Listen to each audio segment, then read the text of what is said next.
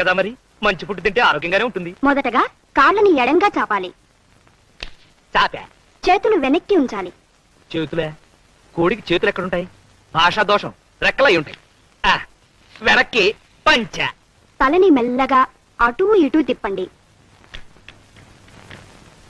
తిప్పే. ఇప్పుడు కాస్త స్పీడ్ గా తిప్పండి. ఇప్పుడు కాళ్ళు దగ్గరగా పెట్టి ఊపిరి గట్టిగా పీల్చండి. చచ్చింది కదా, మన ఊపిరి అయి ఉంటుంది. మెల్లగా ఊపిరి వదలండి.